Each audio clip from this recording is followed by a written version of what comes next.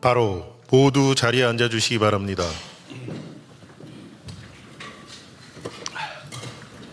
제27회 국무회의 겸 제12차 비상경제점검회의입니다. 대통령께서 개선언과 함께 모두 말씀을 하시겠습니다. 네, 꽤 오랜만처럼 느껴집니다. 네. 그 사이에 넥타이도 푸시고 여름도 왔는데 다들 시원하시죠? 제가 없어서 더 시원했을 것 같아요. 자, 국무회의를 시작하겠습니다.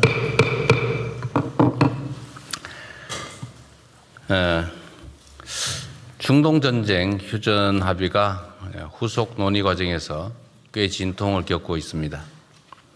끝까지 긴장의 끈을 놓지 말고 비상체제를 유지하고 민생경제 회복에 박차를 가해 주시기 바랍니다. 이번 전쟁으로 많은 걸 알게 됐습니다. 특히 우리 경제의 취약점을 알게 되는데 그 취약점을 보완해서 대체 불가능한 초격차 산업 강국으로 도약해 가야 되겠습니다. 이를 위해서는 에너지와 원자재 공급망의 전략적인 다변화, 그리고 재생에너지 중심의 에너지 믹스, 탈플라스틱 순환경제로의 이행을 서둘러야겠습니다. 무엇보다 로봇, 우주항공, 또 K바이오, K방산 등 기존 반도체에 버금가는 K산업의 새로운 엔진을 육성해야 됩니다. 국민과 기업, 정부가 하나가 돼서 중동 전쟁이라는 태풍을 슬기롭게 헤쳐올 수 있었습니다. 불가능의 벽을 넘어 세계에서 유일하게 산업화와 민주화를 동시에 성취해낸 우리 국민들께서는 우리 앞에 놓인 또 다른 도전들도 단합된 힘으로 얼마든지 이겨낼 수 있다고 믿습니다. 누구도 흔들 수 없고 아무도 대체할 수 없는 글로벌 초격차 산업 강국을 향해서 우리 모두 힘을 모아서 함께 전진해 가기를 바랍니다. 산업 경제의 본격적인 대도약을 가속하려면 과감한 행정 대전환이 뒷받침되어야 합니다. 지난 1년 동안 우리 정부가 지향해야 될 행정의 기본적 방향과 원칙은 충분히 확립했다고 판단합니다. 이를 바탕으로 앞으로 4년 동안 국정 혁신의 내용을 촘촘하게 채우고 또 이를 체계화하는 데 만전을 기해 주시기 바랍니다. 이를 위해서는 기존 후 관성에 안주한 낡은 행정 문화에서 탈피해야 합니다. 그래서 구석구석의 잘못을 찾아서 고치는 세밀 행정의 자세를 갖춰주기 바랍니다. 사소해 보여도 국민들의 삶에 직결되는 사안부터 빠르게 실행하는 속도 행정도 중요합니다. 국민의 요구를 앉아서 기다리는 게 아니라 우리 모두가 현장 속으로 들어가서 선제적으로 찾아서 개선하는 전통적인 용어로 적극 행정도 매우 중요합니다. 특히 중요한 것은 모든 행정 혁신의 내용을 항구적으로 제도화하는 것입니다. 기존에 있던 걸 한번 고치고 넘어가 버리면 또 그게 반복될 수 있죠. 다시는 돌아오지 못하도록 제도화해야 되겠습니다. 정부는 새로운 공직 문화를 포함해서 행정 혁신 사례들을 시스템화해야 됩니다. 부처청의 각 책임자들께서 이걸 책임지고 처리해 주기를 바랍니다. 공직자가 어떻게 일하느냐에 따라서 우리 국민들의 삶이 천당과 지옥을 오갈 수 있다는 걸 늘 명심해야 되겠습니다. 오늘 영국 언론이 대한민국을 G7에 포함시켜야 된다 이런 기사를 썼다는 얘기를 들었습니다. 제가 작년에 해외 순방을 했을 때 하고 이번 해외 순방을 또 할 때 또 G7 중심으로 1년간에 많은 변화가 있다는 걸 느꼈습니다. 물론 작년에는 제가 처음 취임하고 그래서일 수도 있겠지만 객관적으로 보면 많은 정상들이 대한민국의 대통령과 양자 회담을 하기를 원했는데 실제로 우리가 시간 부족으로 그걸 다 응해주기가 어려울 정도였습니다. 국제사회에서 대한민국에 대한 평가가 정말로 남다릅니다. 우리가 하나 둘 따져봐도 많은 국가들이 대한민국의 첨단 산업에 관심을 나타내고 공동 투자나 또 대한민국 첨단 산업 유치를 저한테 요청하고 있습니다. 또 상당수의 국가들이 방위 산업과 관련해서 관심을 가지고 이 방공 시스템과 같은 수출에 자기들에게 우선순위를 달라고 저한테 일종의 부탁을 해오기도 합니다.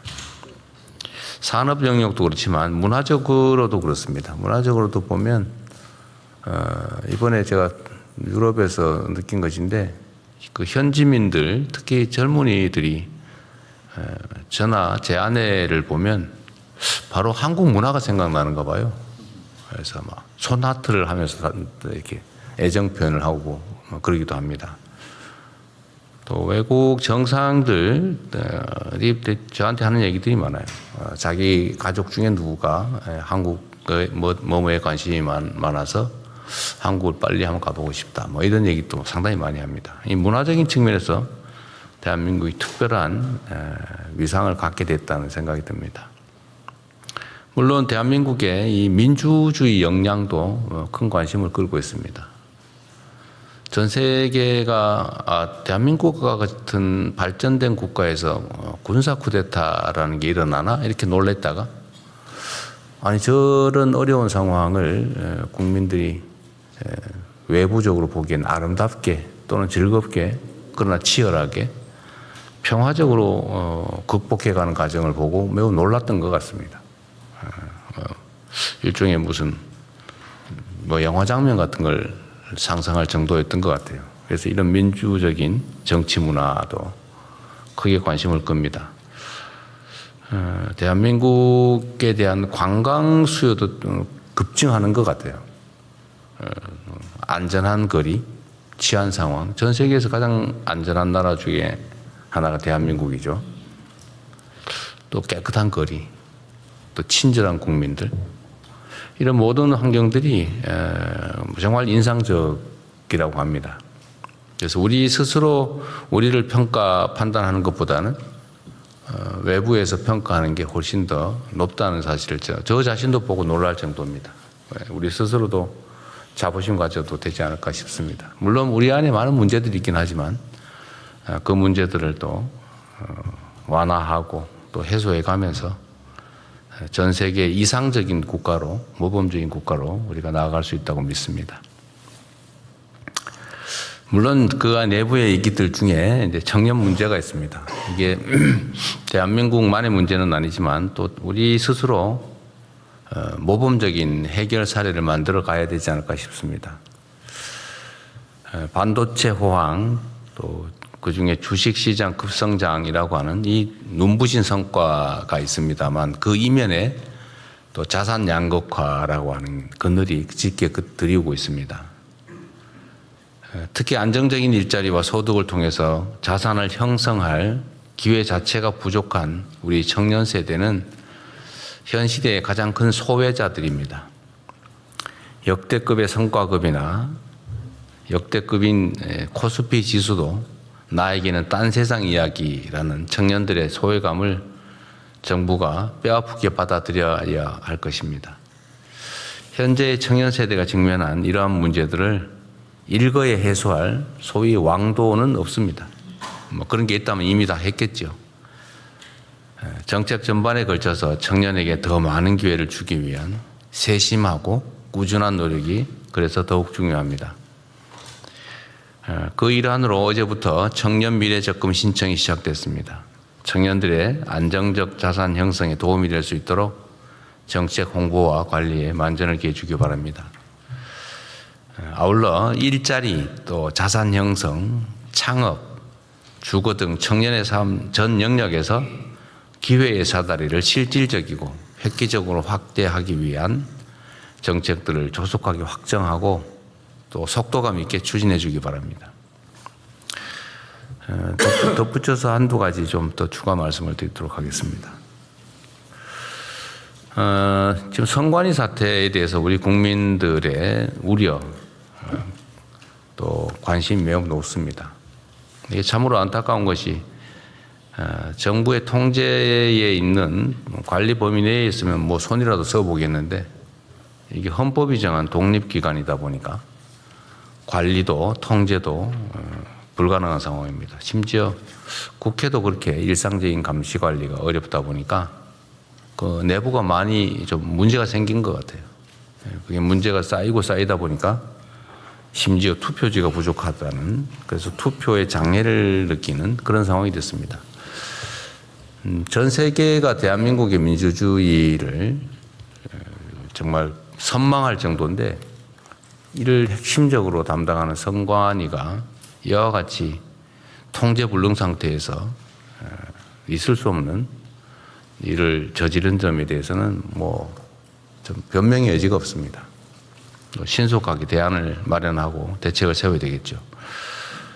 국회가 또 여야 간에 대책을 만들고 있다니까 뭐 저희도 기대하고 또 협력하겠는데 일단 그 안에 있는 여러 가지 이 부정적 요소를 제거하는 일은 지금부터라도 최선을 다해야 될 것 같습니다.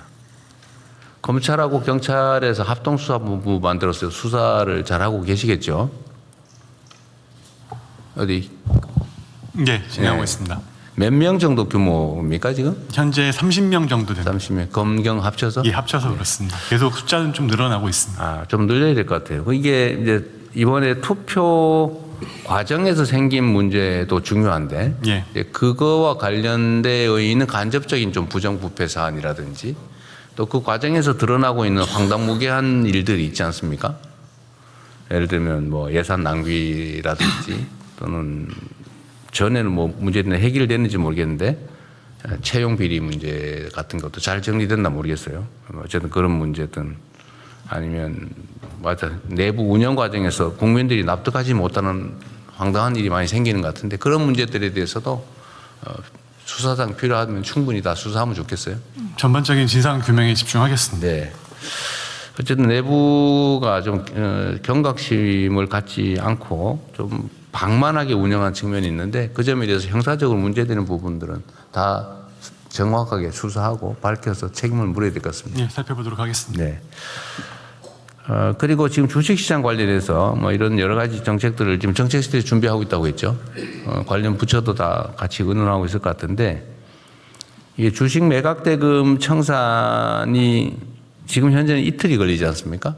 근데 이걸 좀 앞당기자는 논의를 하는 모양인데 그 시행 시기와 관련해서 뭐 내년 하반기 뭐 이렇게 얘기를 한다고 하는데 뭐 꼭 그래야 되는지 한번 점검해 주시기 바랍니다. 각 예. 부처들도 마찬가지로. 예. 기술적인 약간의 좀 어려움이 있는데요. 또 네. 뭐 방안을 찾고 있습니다. 네, 이게 이제 주식 시장 참여자들 입장에서는 내가 주식을 팔았는데 요즘 같은 세상에 뭐 그 돈 돌려봤는데 이틀씩 걸리냐 납득이 잘 안 될 수도 있고 또 이게 그 해당 증권사들은 그 사이에 이 자금을 이용해서 꽤 혜택을 보는 모양이에요. 그게 좀 정당하지 않은 측면도 있어서 좀 단축하기 바랍니다. 이게 요즘 이 가짜뉴스 또 혐오, 조롱 이게 그냥 과거에는 뭐 장난으로 있을 수 있는 일이지 뭐 표현하다 보면 좀 과할 수도 있지